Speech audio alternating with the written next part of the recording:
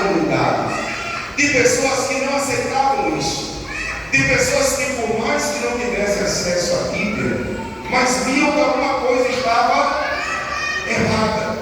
E aqui me permitam citar o nome de dois heróis pré-reformados. John Wycliffe. Pastor, tem até a Bíblia dele, a Bíblia de Wycliffe. Quem foi esse homem? Alguém que disse que a glória... Alguém que disse que essas relíquias, pedaços da cruz, pedaços da mão dos profetas, era invenção. E quando ele disse isso, escute isso, irmão, começou a ser perseguido pela Inquisição. E essa perseguição fez com que ele fugisse. E esse Wycliffe morreu doente. Agora ouça isso. O Papa, quando soube que o Wycliffe em 1300 e alguma coisa fora morto, disse: ele morreu, mas precisa ser castigado. Tiram os ossos dele do túmulo e manda queimar os ossos dele em praça pública, para que as pessoas vissem e temessem: ou obedece à igreja ou morre. É inacreditável que a igreja, que um dia lá em Pentecostes era unida, amada, honrada, estava mandando matar, estava mandando trucidar em praça pública aqueles que não obedecessem a sua voz. O Papa, conhecido como vigário de Deus, como representante de Cristo, como descendente direto de Pedro, como bispo de Roma, ele pura e simplesmente manda dizimar. Se não acredita na cruz de Cristo da maneira católica, você é morto. Quem está me entendendo, diga amém. Só que a coisa pode piorar. Surge um homem chamado John Hus, um dos maiores pregadores que esse mundo já viu. Ele diz que a maior autoridade não é o Papa, é Jesus. Ele começa a pregar de que todas as pessoas deveriam ter acesso à Bíblia. E quando o Papa escuta isso, pega John Hus e coloca numa estaca, dá um banho de óleo, acende aquela fogueira, e enquanto ele é queimado, ele grita: vocês queimam esse ganso. O nome John Hus, Hus significa ganso. E ele diz assim: um dia Deus mandará um cisne na qual vocês não vão poder queimar.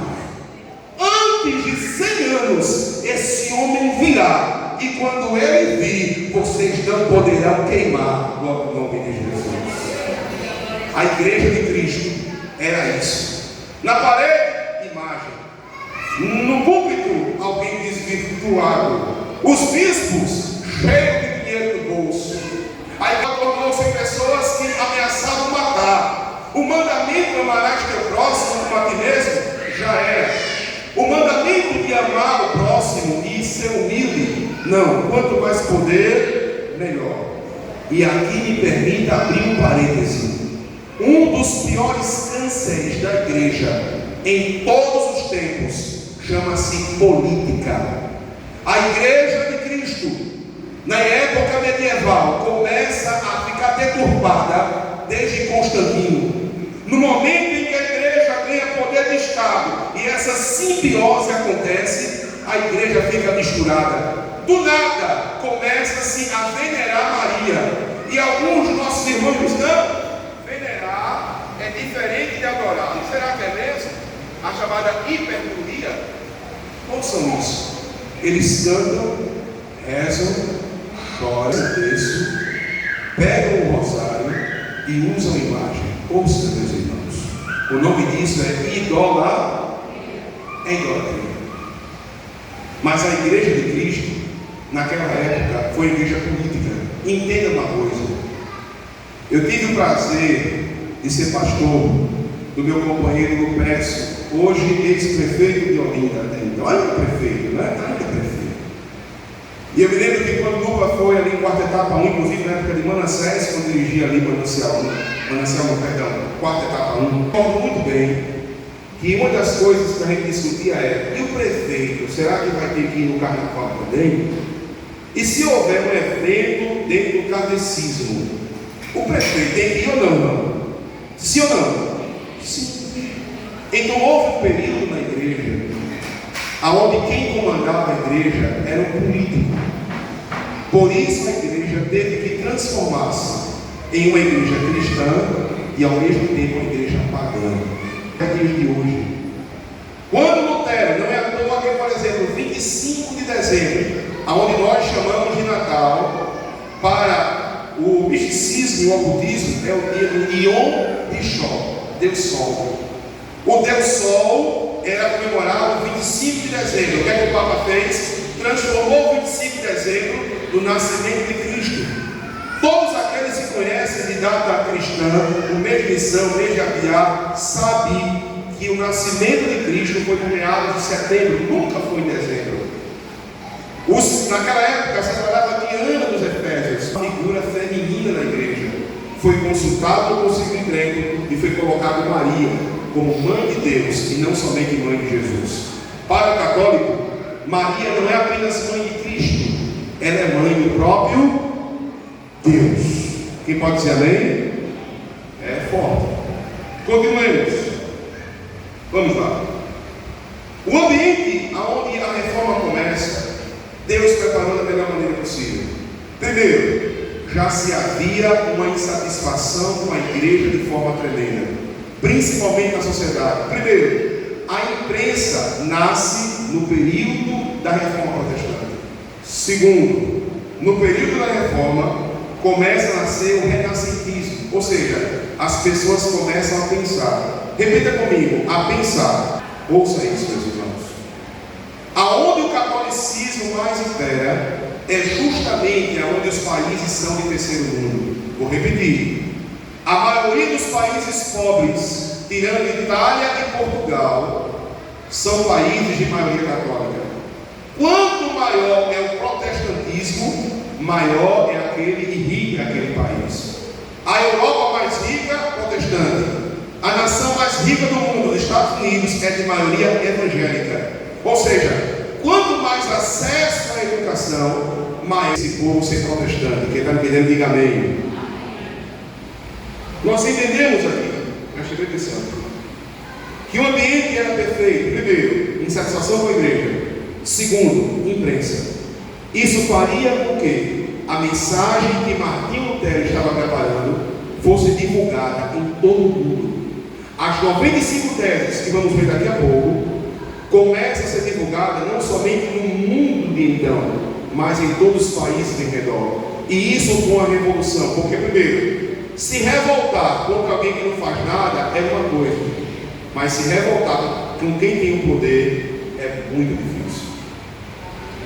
Quando olhamos hoje, escute bem, alguém se revoltar contra um sistema A ou B é uma coisa, mas se levantar contra o catolicismo, quem conhece aqui a história de Galileu Galilei, que disse que a terra era redonda e a igreja católica insistiu em dizer que a terra era plana. Escute isso. E ele foi levado até então a uma fogueira, e na hora de ser morto, perguntaram a ele: Galileu, a terra, ela é redonda ou ela é plana? Ele fez assim, é plana, mas que é redonda, bem baixinho. Ouça isso. Assim era a igreja que um dia foi de Cristo. Diga para o seu irmão: misericórdia. Vamos lá. Deus estava preparando alguém. Alguém que me perguntou: pastor, chegou um período em que a igreja foi só católica? Claro que sim. Claro, óbvio. Porém, nesses períodos havia pessoas dentro da igreja plenamente insatisfeitas. Fora Wycliffe, fora John Huss, agora surge um personagem, um jovem, que o pai era doido para que ele fosse advogado, mas ele não quis ser advogado. Por um episódio muito interessante, na qual estava numa tempestade, e no meio dessa tempestade, caíram muitos raios, e ele fez um voto a Deus: Deus, se eu não morrer nessa tempestade e escapar, eu vou ser padre. Eu vou servir a tua igreja. Ele escapa e vai ser padre. Primeira coisa que ele tem acesso: a Bíblia. E compulsivamente. A sede, se você puder depois ler sobre isso, é muito interessante. A sede do Pedro era tão grande, e a coisa que ele mais odiava era ele mesmo. Segundo a história, ele orava horas, dias, ao ponto de ser quase socorrido às vezes, de tanto buscar a face de Deus. Só que quanto mais ele buscava, mais ele se sentia culpado. Ele orava, culpado, orava, não resolvia, era um vazio dentro da vida dele. E alguém aconselha, vai a Roma, porque se você for a Roma, lá como centro religioso, aonde está o descendente de Pedro, você vai encontrar Deus lá. O que é que ele faz? Ele vai para Roma. Quando ele entra nas portas romanas, já escuta o barulho. Me permita conjecturar. Olha o pedaço da cruz. A promoção é essa. Compre o pedaço e você vai receber perdão de Deus. Alguém está na praça com um talão de indulgência. Se vocês comprarem hoje, seu neto sairá do inferno, sairá do purgatório e diminuirá sua pena em 3 anos. E isso vai se acumulando. E aonde Martinho olha, ele vê pecado, ele vê pessoas se prostituindo, padres desviados, pessoas ricas, gente rindo. E não se esqueça de uma coisa: ele tinha acesso àquilo que o povo não tinha, a palavra de Deus. E essa palavra, ele começou a comparar aquilo que ele leu com aquilo que ele estava vendo, aquilo que ele leu com a vida dos abades, aquilo que ele leu com as indulgências. Ele procurou de Gênesis a Apocalipse e disse: isso aqui está errado, isso aqui não está correto. Ele volta doente para a sua basílica e ele começa a pregar sermões com raiva. Raiva de quem? Do Papa. Com raiva de quem? Do cardeal. Com raiva de quem? De todo o sistema. Mas a pior raiva de Martinho era contra ele mesmo, porque ele queria Deus e não encontrava Deus.